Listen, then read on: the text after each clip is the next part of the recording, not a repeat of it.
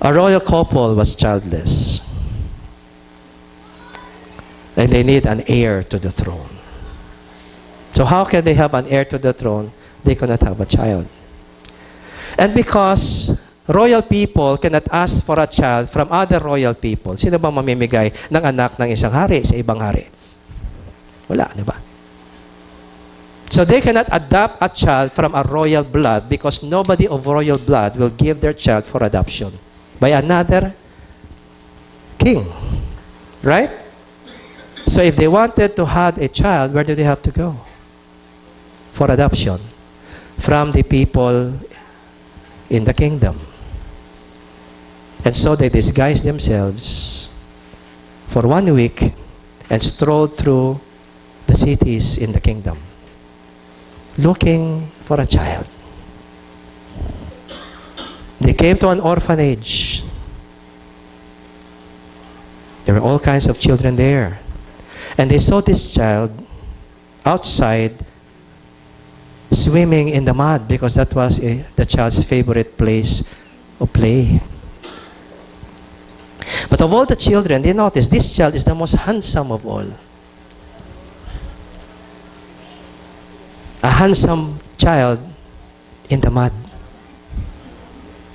And so they said, beautiful child. Yes, of course, the head of the orphan did not know that they were the king and the queen. They were disguised. Said, could we adopt this child? Oh no, ma'am, you're making a mistake. That's a very dirty child. We have other children here. Para ba pinabibenta yung mga anak? No. We want this child.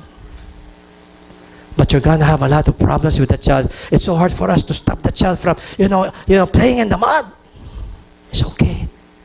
We can deal with that. Can we adopt this child?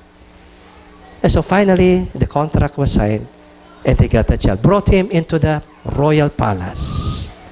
Had the child washed, by the servants. All kinds of perfume. And given a very royal dress. The child was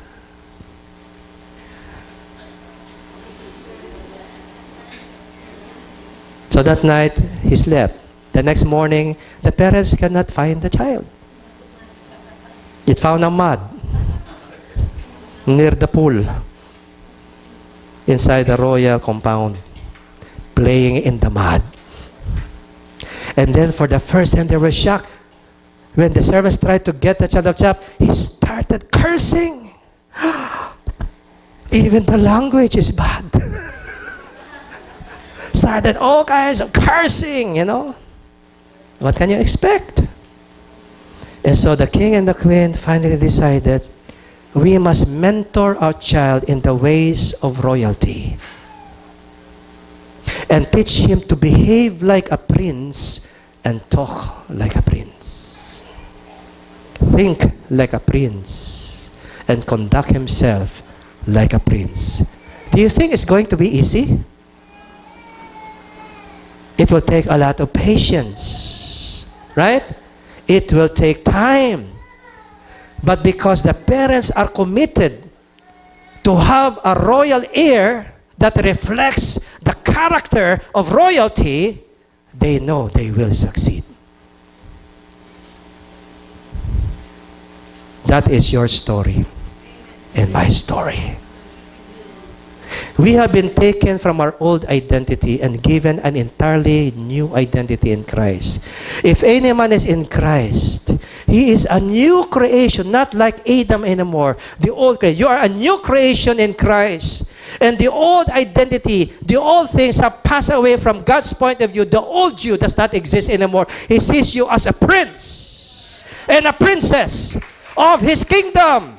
The old identity is forever gone. He took it away from you. You may still wallow in the mud, but you're already a prince. You may still speak bad words, but you are still a prince. No matter what you say, no matter what you do, nothing can change who you are now. You are a prince and a princess in God's kingdom.